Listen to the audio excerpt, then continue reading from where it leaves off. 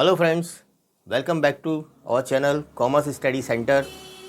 आज हम स्टार्ट करने वाले हैं एक नया टॉपिक, माइक्रो इकोनॉमिक्स का इंट्रोडक्टरी चैप्टर।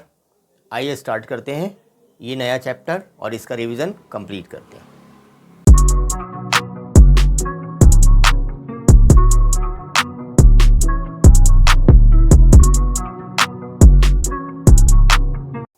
आप सब जानते हैं कि हमारी वांट्स अनलिमिटेड है। हम सबके पास अपनी अपनी वांट्स हैं और ये बहुत सारी वांट्स होती हैं। आज एक वांट्स कंप्लीट होती भी है तो हमें दूसरी वांट्स निकल कर आ जाती है। और इन वांट्स को फुलफ़िल करने के लिए हमारे पास जो रिसोर्सेज हैं वो बहुत लिमिटेड हैं। तो ये लिमिटेड रिसोर्सेज हैं और अनलिमिटेड वांट्स हैं। कैसे होगा इसमें? तो जब आप अनलिमिटेड वांट्स को फुलफ़िल करना चाहते हैं तो आपके लिमिटेड हमेशा कम पड़ जाते हैं। मान लीजिए आपके घर में जो भी सैलरी आती हो, जो भी बिज़नेस की इनकम आती हो, जो भी कोई रिसोर्सेज हो, है ना, इनकम के, उन सबको भी ऐड कर लें तो वो फिक्स है ना। थोड़ा बहुत वेरिएशन उसमें होता होगा, अदरवाइज़ फिक्स है। 2 लाख 4 लाख 5 लाख रुपए महीना अगर आपकी इनकम है तो वो 5 ही है ना। अब आप 5 लाख को ही खर्च करना है। जब आपकी इनकम 5 लाख है तब आपके खर्चे बढ़ने लगते हैं क्योंकि आपकी वांट्स अनलिमिटेड होती है। आप चाहते हैं प्लाट भी ले लें, मकान भी ले लें, इस शहर में भी ले लें, दूसरे शहर में भी ले लें ना, कपड़े खरीद लें, जूते खरीद लें, कार खरीद लें, बहुत सारी चीज़ें आप खरीदना चाहते हैं। इससे आपका बजट बढ़ता चला जाता है और जितनी ज़्यादा हम वांट्स को फुलफ़िल करते हैं उतना हमें सेटिस्फेक्शन मिलता है। तो इसीलिए हम वांट्स को फुलफ़िल करना चाहते हैं। तो अगर हम वांट्स को फुलफ़िल ही ना करें, है ना, तो हमें सेटिस्फेक्शन नहीं मिलेगा, तो हमारा सेटिस्फेक्शन लेवल कम हो जाएगा। और लाइफ में सेटिस्फेक्शन नहीं है तो फिर कुछ बात ही नहीं है। तो हमें सेटिस्फाई होना है, ज़्यादा से ज़्यादा वांट्स को फुलफ़िल करना है। तो इसके लिए फिर हमें क्या करना पड़ता है, चॉइस पर जाना पड़ता है कि हमें सिलेक्ट करना है कि हमारी इंपॉर्टेंट वांट्स कौन सी हैं जो हमारे लिमिटेड रिसोर्सेज में कंप्लीट हो सकती हैं। ठीक है, उन वांट्स को हम सिलेक्ट करते हैं और जब आप सिलेक्शन पर आते हैं तब आपको इकोनॉमिक्स का सपोर्ट लेना पड़ता है। इकोनॉमिक्स यहाँ आपको सपोर्ट करती है क्योंकि वो ह्यूमन बिहेवियर को स्टडी करती है कि हम कैसे बिहेव करते हैं, किन सर्कमस्टांसेस में किस तरीके का हम बिहेव करेंगे। इनको स्टडी करती है, फिर हमें बताती है कि हमें किस तरीके से अपनी वांट्स को सेटिस्फाई करना है। तो रीज़न ये है कि हमारी अनलिमिटेड वांट्स और लिमिटेड रिसोर्सेज, और इनको सेटिस्फाई करने के लिए हमें चॉइस पर जाना पड़ता है। तो इसलिए हमको इकोनॉमिक्स पढ़ने की ज़रूरत है। अब आते हैं दूसरी बात पर। दूसरी बात ये कि अगर इकोनॉमिक्स पढ़ते भी हैं तो उसका सब्जेक्ट मैटर क्या होगा ना। जब भी हम इकोनॉमिक्स पढ़ेंगे तो हमें क्या क्या पढ़ना है। अगर जो पुरानी बात करें अपन, ओल्ड ट्रेडिशन में इकोनॉमिक्स का सब्जेक्ट मैटर होता था कि प्रोडक्शन है, डिस्ट्रीब्यूशन है और इन्वेस्टमेंट है। ये हमारा सब्जेक्ट मैटर होता था पहले। लेकिन अभी हमारा सब्जेक्ट मैटर हमने 2 हिस्सों में बांट दिया है। एक को हम कहते हैं माइक्रो इकोनॉमिक्स और दूसरे को हम कहते हैं मैक्रो इकोनॉमिक्स, है ना। तो हमने 2 ब्रांचेस बना दी इकोनॉमिक्स की, एक हो गई माइक्रो इकोनॉमिक्स और एक हो गई मैक्रो इकोनॉमिक्स। तो माइक्रो इकोनॉमिक्स में हम क्या पढ़ते हैं उसको हम आज समझेंगे डिटेल में, और मैक्रो इकोनॉमिक्स का जो टॉपिक है उसे हम डिस्कस करेंगे बाद में। माइक्रो इकोनॉमिक्स को हम डिस्कस करें उससे पहले आते हैं हम इकोनॉमिक प्रॉब्लम्स पर, है ना। सेंट्रल प्रॉब्लम ऑफ इकोनॉमी क्या है? सेंट्रल प्रॉब्लम ऑफ इकोनॉमी है कि आपके पास रिसोर्सेज वही लिमिटेड है। तो उससे क्या प्रॉब्लम बन रही है? प्रॉब्लम बन रही है कि पहली बात आपको ये डिसाइड करना पड़ेगा कि व्हाट टू प्रोड्यूस। समझिए इसको ज़रा गहराई से। व्हाट टू प्रोड्यूस मतलब क्या प्रोड्यूस करना है। आप कहो जी सब प्रोड्यूस करो, क्या जाता है? कोई कमी है क्या? कमी है। हमारे पास लिमिटेड रिसोर्सेज हैं। अगर आप कोई चीज़ें प्रोड्यूस करते हो तो दूसरी चीज़ों के लिए वो रिसोर्सेज कम पड़ेंगे। तो आपको डिसीजन लेना होगा कि व्हाट टू प्रोड्यूस, हमें प्रोड्यूस क्या करना है। ओके, तो ये हमारी पहली सेंट्रल इकोनॉमिक की प्रॉब्लम है। दूसरी प्रॉब्लम है हाउ टू प्रोड्यूस, कैसे प्रोड्यूस करें। प्रोड्यूस करने के 2 हमारे पास मेथड हैं, एक लेबर इंटेंसिव मेथड है और एक मशीन इंटेंसिव मेथड है ना। तो लेबर इंटेंसिव मेथड में आप क्या करते हो कि बहुत सारी लेबर को यूज़ करते हो, मशीनों का यूज़ नहीं करते, ज़्यादा से ज़्यादा लेबर को यूज़ करते हो। लेबर का ज़्यादा यूज़ इंडिया जैसी कंट्री में, है ना, क्या होता है, आसान होता है। लेबर हमें चीप लेबर मिल जाती है, सस्ती लेबर मिल जाती है, तो कॉस्ट ऑफ मटेरियल जो है हमको कम पड़ती है। तो इस तरह की इकनॉमी जो अभी डेवलपिंग कंट्रीज़ हैं उनको लेबर इंटेंसिव मेथड अडॉप्ट करना चाहिए और कर रहे हैं वो। जो डेवलप कंट्रीज़ हैं वहाँ पर मैन पावर की कमी है, जैसे अमेरिका है, यूएस है ना। तो यहाँ पर क्या होता है, लेबर इजीली अवेलेबल नहीं है, तो आपको मशीनें ज़्यादा यूज़ करना पड़ती है, कंप्यूटर से यूज़ करना पड़ता है। 10 लोगों का काम एक आदमी से कराना पड़ता है, वो कंप्यूटर वो मशीनें ये काम करती हैं। तो आपको सिलेक्ट करना है कि आपका प्रोडक्शन किस हिसाब से होगा, किस मेथड से होगा। आप लेबर इंटेंसिव में जाना चाहते हो या मशीन इंटेंसिव या कैपिटल इंटेंसिव मेथड जिसे कहते हैं। लेकिन वो महंगा होता है, जो कैपिटल इंटेंसिव मेथड होता है वो महंगा होता है, उसमें पैसा बहुत लगता है, तो वो डेवलपिंग कंट्रीज़ ही उसे यूज़ कर सकती है। ठीक, तो ये दूसरी प्रॉब्लम, हाउ टू प्रोड्यूस, इसमें भी आपको डिसीजन लेना है। तीसरी प्रॉब्लम है फॉर हुम टू प्रोड्यूस, किसके लिए प्रोड्यूस करना है। आपकी कंट्री में डिफरेंट तरह के लोग रहते हैं, कोई बहुत अमीर है, कोई बहुत गरीब है, कोई मिडिल क्लास लोग हैं, हर एक की रिक्वायरमेंट अलग अलग होती है। तो आप प्रोड्यूस किसके लिए करना चाहते हो ना। तो अगर आप रिच पर्सनस के लिए प्रोड्यूस कर रहे हो तो लग्जरीज प्रोड्यूस करोगे, कार बनाओगे, एसी बनाओगे, बहुत सारी ऐसी चीज़ें बनाओगे। अगर आप मिडिल क्लास के लिए कर रहे हो तो कुछ अलग आपको प्रोड्यूस करना होगा। ध्यान रहे कि रिसोर्सेज हर एक में लग रहे हैं और एक बार रिसोर्स जहाँ लगाते हो वहाँ दूसरी जगह कमी पड़ने लगती है। तो आपको किसके लिए प्रोडक्शन करना है, तो ये डिसीजन लेना है।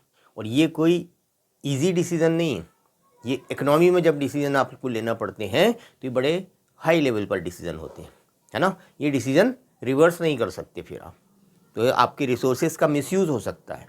इसलिए जब ये डिसीजन लेते हो आप तो आपको बहुत सोच समझ कर डिसीजन लेना होता है कि हमें किसके लिए प्रोड्यूस करना है, कितना प्रोड्यूस करना है।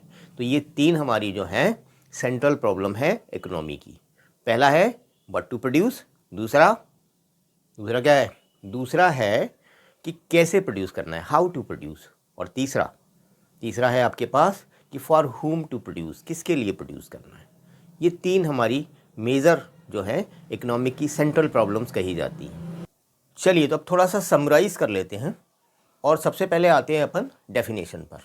इकोनॉमिक्स की डेफिनेशन क्या बनती है। तो economic is a social science and as a social science it studies the behaviour, economic behaviour of human. फिर से बोलें अपन कि economics is a social science and as it is a social science it studies the economic behaviour of human and its phenomena. तो क्या करती है economics, economics एक सोशल साइंस है और सोशल साइंस होने के नाते ये ह्यूमन बिहेवियर का, वो भी इकोनॉमिक ह्यूमन बिहेवियर का स्टडी करती है ना। तो इस बारे में ये इकोनॉमिक्स की डेफिनेशन है। अब इकोनॉमिक्स की डेफिनेशन के बाद जो हमारा मेन टॉपिक था कि माइक्रो इकोनॉमिक्स क्या है उसको समझ लेते हैं।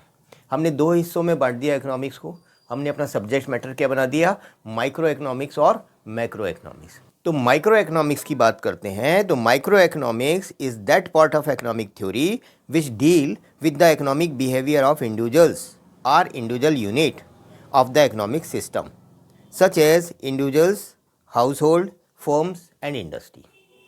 तो क्या कर रही है माइक्रो इकोनॉमिक, ये छोटी छोटी यूनिट की स्टडी करती है, छोटी छोटी यूनिट के इकोनॉमिक बिहेवियर की स्टडी करेगी। किसी इंडिविजुअल की क्या वांट्स हैं, क्या डिमांड्स हैं, उनकी स्टडी करेगी।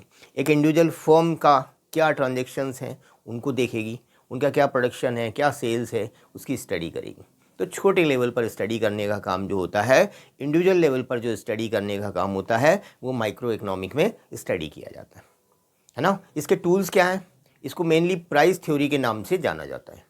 प्राइस थ्योरी मतलब इसमें प्राइस डिसाइड होती है ना, प्रोडक्ट की प्राइस डिसाइड होती है, फैक्टर ऑफ प्रोडक्शन जो है उनकी प्राइस डिसाइड होती है, इसलिए इसको प्राइस थ्योरी कहा जाता है, राइट। अब अपन कहते हैं कि अगर ये छोटी छोटी चीज़ों को स्टडी करती है, एज ए होल स्टडी नहीं करती, बड़े लेवल पर स्टडी नहीं करती, तो शायद ये ज़्यादा यूज़फुल नहीं है। ऐसा नहीं है, जब ये छोटी छोटी फॉर्म्स की स्टडी करती है, लोगों को इंडिविजुअली स्टडी करती है, तब बड़ी पॉलिसी बनाने में इनकी स्टडी काम आती है। एक एक इंडिविजुअल को पता करें अगर अपन के किसी का एजुकेशन लेवल क्या है और पता करते हैं किसी पर्टिकुलर प्लेस पर क्या है, तो वहाँ की प्रॉब्लम्स हमें समझ में आएगी। तो जब हम प्लानिंग करेंगे तो हम इस डाटा को यूज़ करेंगे और वहाँ पर अगर हमें एजुकेशन का डेवलपमेंट करना है तो फिर हम इस तरीके से डेवलपमेंट करते हैं। तो माइक्रो इकोनॉमिक्स पूरी तरीके से मैक्रो इकोनॉमिक्स को भी सपोर्ट करती है। ठीक है, अब हम बात करते हैं नेचर ऑफ इकोनॉमिक्स। इकोनॉमिक्स का नेचर क्या है, इसमें हम दो चीज़ें डिस्कस करेंगे, एक पॉजिटिव इकोनॉमिक और एक नॉर्मेटिव इकोनॉमिक। पॉजिटिव इकोनॉमिक और नॉर्मेटिव इकोनॉमिक। पॉजिटिव इकोनॉमिक्स के क्या है कि जो भी आपकी प्रॉब्लम है, इकोनॉमिक प्रॉब्लम, उसको एज इट इज़ जब शो किया जाता है तो वो पॉजिटिव इकोनॉमिक्स कहलाती है। जैसे पॉपुलेशन बढ़ रही है, आपने बता दिया पॉपुलेशन बढ़ रही है, एज इट इज़ बता दिया आपने, अपनी कोई राय नहीं दी आपने, अपना कोई सजेशन नहीं दिया आपने, तो ये पॉजिटिव इकोनॉमिक है। और जहाँ पर ये शो हो कि जो प्रॉब्लम है उसके साथ साथ आप कुछ सॉल्यूशन भी दे रहे हैं, तो वो नॉर्मेटिव इकोनॉमिक्स होती है। जैसे पॉपुलेशन बढ़ रही है, गवर्नमेंट को इसको रोकने के लिए कोई उपाय करना चाहिए, कोई मेजर्स करने चाहिए, तो ये नॉर्मेटिव इकोनॉमिक्स हो गई। तो सिंपल है, जो इकोनॉमिक्स में, जिस इकोनॉमिक्स में प्रॉब्लम को एज इट इज़ बताया जाए, एज इट इज़ फैक्ट आपके सामने रख दिए जाएँ, उनमें कोई चेंजेस ना किए जाएँ, है ना, उसमें कोई अपना सजेशन ना दिया जाए, तो वो पॉजिटिव इकोनॉमिक्स है। और जिसमें सजेशन भी हो, साथ में प्रॉब्लम के साथ सजेशन हो, है ना, उसमें फैक्ट, रियल फैक्ट जो आप बताते हैं सिर्फ वही ना हो, उसके साथ प्रॉब्लम के सॉल्यूशन हो आपकी नज़र में, तो उसे अपन नॉर्मेटिव इकोनॉमिक्स कहते हैं। आइए इसके बाद अपन शुरू करते हैं production possibility curve. Production possibility curve. तो फ्रेंड्स, अब हम समझ रहे हैं प्रोडक्शन पॉसिबिलिटी कर्व, पीपीसी।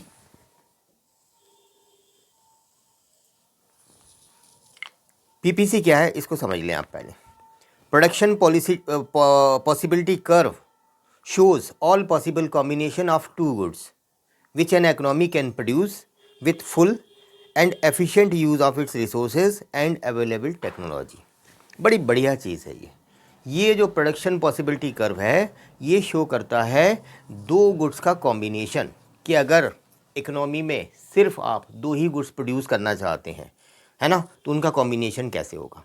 मैंने आपको बताया था कि हमारे पास रिसोर्सेज जो हैं वो लिमिटेड हैं, है ना, और रिसोर्सेज लिमिटेड हैं, तो सारे रिसोर्सेज से हम दो ही गुड्स बनाना चाहते हैं। ऐसा आप एजम्पशन कर लीजिए कि जितने भी हमारे पास रिसोर्सेज हैं, हम उनसे दो ही गुड्स बनाना चाहते हैं, और उन दो गुड्स का भी कॉम्बिनेशन क्या रहेगा, ये शो करेगा प्रोडक्शन पॉसिबिलिटी कर्व। कॉम्बिनेशन से मतलब एक रिसोर्स को अगर आप ज़्यादा प्रोड्यूस करेंगे तो दूसरे के लिए रिसोर्सेज कम होते जाएंगे, तो उसका प्रोडक्शन कम हो जाएगा। जब दूसरे को आप ज़्यादा प्रोड्यूस करना शुरू करेंगे तो पहले के लिए रिसोर्सेज कम रहेंगे आपके पास, है ना, तो इसलिए पहले का प्रोडक्शन कम हो जाएगा। मतलब यहाँ भी आपको सिलेक्ट करना पड़ेगा कि जो रिसोर्सेज आपके पास हैं उनसे अगर सिर्फ और सिर्फ दो प्रोडक्ट आप प्रोड्यूस करना चाहते हो, तो किस प्रोडक्ट को आप ज़्यादा प्रोड्यूस करेंगे, किस प्रोडक्ट को कम प्रोड्यूस करेंगे। तो बेस्ट पॉसिबिलिटी शो करेगा ये कर्व। ये कर्व बताएगा कि बेस्ट पॉसिबल प्रोडक्शन क्या है इन दो रिसोर्सेज का। अब मान लीजिए हम ये डायग्राम बना रहे हैं, जैसे, है ना, ये हमने डायग्राम बनाया, ये हमारा एक्स एक्सिस है, इसमें हम वीट प्रोड्यूस करेंगे, और ये वाई एक्सिस है, इस पर हम गन प्रोड्यूस करते हैं। ठीक है जी, और ये हमारा ज़ीरो होता है, ये तो आपको पता ही है, 1 2 3 और ये मान लीजिए 4। ठीक है जी, ऐसे ही इसमें ले लें 2, चलिए इधर लिख लेते हैं 2 4 6 8 और ये 10, राइट। तो ये हमारा प्रोडक्शन पॉसिबिलिटी कर्व बनेगा, 10 से शुरू होगा और ये 4 पर आएगा, इस तरीके से। ठीक है, अब इनकी लाइन बना लें आप इस तरीके से।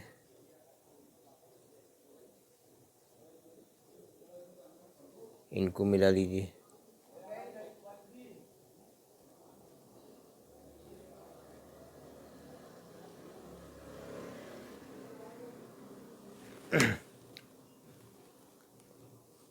जब हम प्रोडक्शन पॉसिबिलिटी कर्व को पढ़ते हैं तो इसके साथ सबसे पहले हमें एजम्पशन समझना होंगे कि क्या हम एज्यूम करें, या इनके एजम्पशन क्या हैं जिन पर ये प्रूफ होता है ठीक तरीके से। तो पहला तो ये है कि resources are given and use fully and efficiently. हम ये मानते हैं कि रिसोर्सेज को हम पूरी तरीके से और एफिशिएंटली यूज़ करते हैं। दूसरा है technology is given and remain constant. हमारी टेक्नोलॉजी कांस्टेंट रहेगी, कम ज़्यादा नहीं होगी। कोई नई टेक्नोलॉजी आ जाती है तो अभी हम कंसीडर नहीं कर रहे हैं इसको। और तीसरा है resources are not equally efficient in production of all the goods. अगर हम डिफरेंट गुड्स प्रोड्यूस करते हैं तो हमारे रिसोर्सेज जो हैं वो इक्वली एफिशिएंट नहीं है। किसी में उनका प्रोडक्शन ज़्यादा होगा, किसी में उनका प्रोडक्शन कम होगा। ठीक है, तो ये प्रोडक्शन पॉसिबिलिटी कर्व ये शो करेगा। ठीक, अब इन कॉम्बिनेशन के आप नाम भी रख सकते हैं, जैसे इसका नाम ए, ये पॉइंट ए है, ये आपका बी पॉइंट हो गया। यहाँ पर ये मैंने ऊपर से निकाल दिया थोड़ा,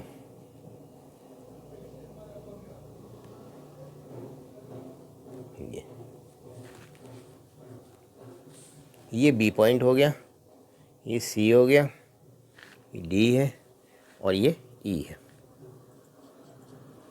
राइट, अब देखिए कि ये शो कर रहा है कि 0 पे कि अगर आप एक पॉइंट कुछ भी मान लें इसको, है ना, वीट प्रोड्यूस करते हैं, एक पॉइंट वीट प्रोड्यूस करते हैं तो आपके पास गन प्रोड्यूस करने के चांसेस 8 के बराबर हो जाते हैं। ठीक है, और अगर आप वीट को और बढ़ाकर 2 यूनिट की तरफ जाते हैं तो गन के चांसेस प्रोड्यूस करने के रिड्यूस हो जाते हैं, 6 पर आ जाते हैं। अगर आप 3 करेंगे तो गन के चांसेस 4 हो जाएंगे, और अगर आप 4 यूनिट वीट प्रोड्यूस करेंगे तो गन के चांसेस 0 हो जाते हैं।